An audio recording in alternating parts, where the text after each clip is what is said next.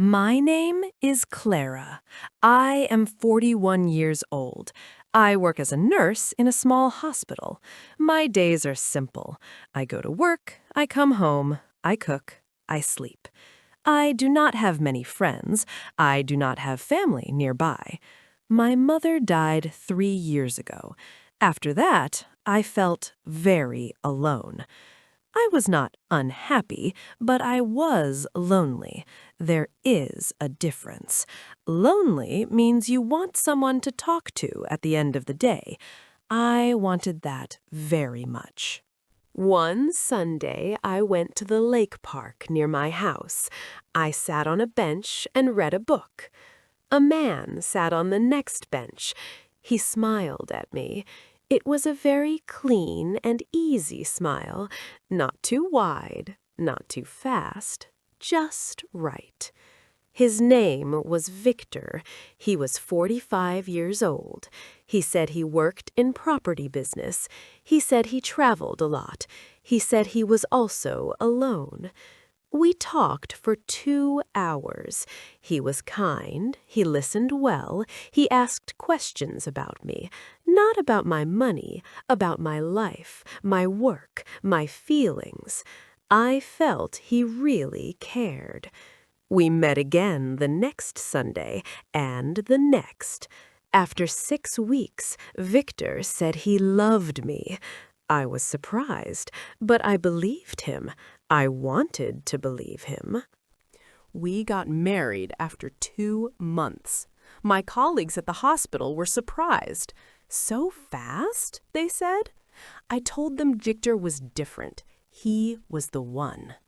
On the same day we married, Victor said we should make wills. He said it was wise. He said it was love. I signed. I left everything to him. My savings, my house, everything. We moved to a rented house in a new part of the city. Nobody knew us there.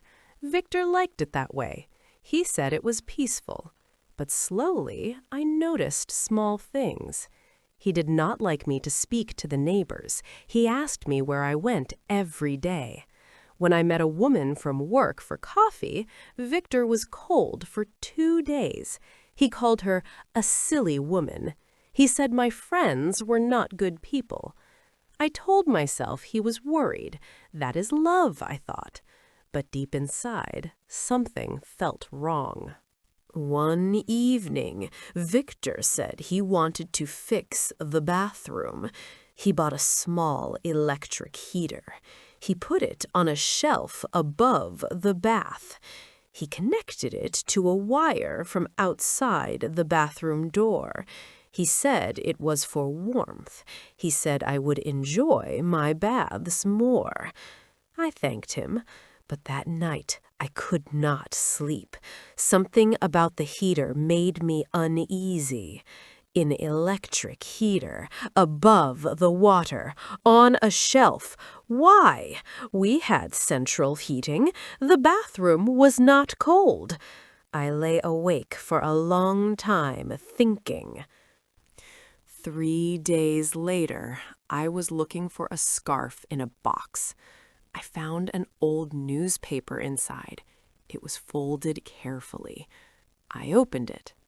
There was a story about a woman named Patricia. She was 42 years old. She was a school librarian.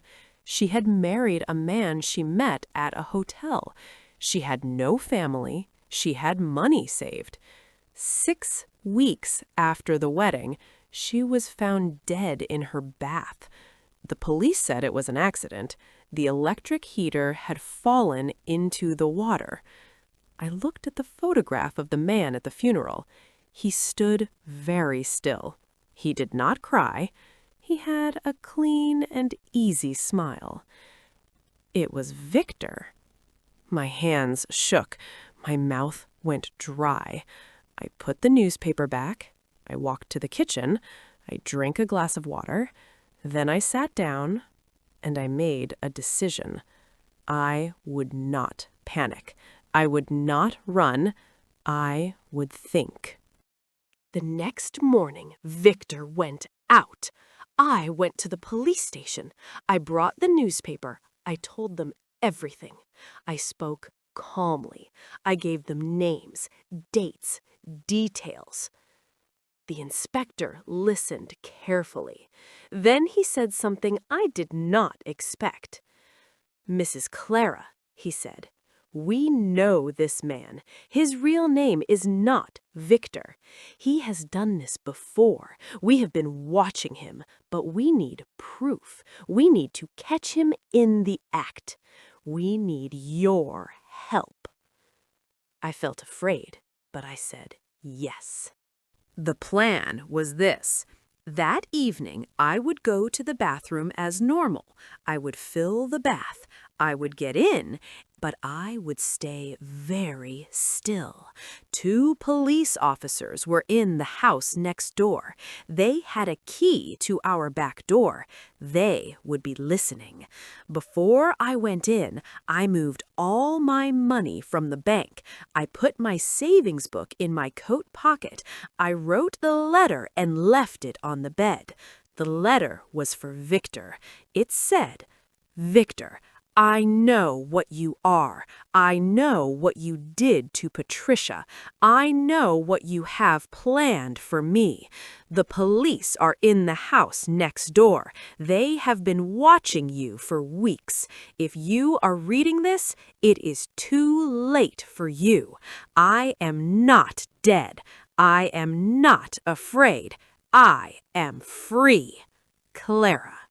I folded the letter, I put it on his pillow, then I went to the bathroom. I got into the bath. The water was warm. I lay still. The bubbles were quiet. I listened. I heard Victor's steps outside the door, slow, careful. Then I heard a soft click. He turned off the electricity switch in the hall. He had done it so the heater would fall when he turned it back on with a different wire. That was his method. But the police had already removed the wire from the heater. There was no danger. Victor waited. He heard nothing. Then he walked to the bedroom. He found the letter. He read it. 1 minute later, the police came through the back door. "Victor Hale," the inspector said, "you are under arrest." Victor said nothing. He had no words left. The clean, easy smile was gone. The court case took 4 months. Victor was found guilty of the murder of Patricia and of planning to kill me. He was sentenced to prison for 22 years. I went back to my job at the hospital. My colleagues were kind. They brought me tea. They did not ask too many questions. Slowly, life became normal again. I still go to the lake park on Sundays. I still sit on the bench, but now I bring 2 cups of tea, one for me, one for my friend Janet, a nurse who lives nearby. We talk for a long time about good things. I am not afraid anymore. I am just careful, and I know the difference between a man who loves you and a man who only wants what you have. That difference can save your life. When something feels wrong, it usually is. Do not ignore your fear. Do not keep it inside. Tell someone you trust. Speak to the police. Being quiet and polite does not mean being weak. Real strength is knowing when to ask for help and having the courage to do so. If you liked this story, please like, comment, share, and subscribe.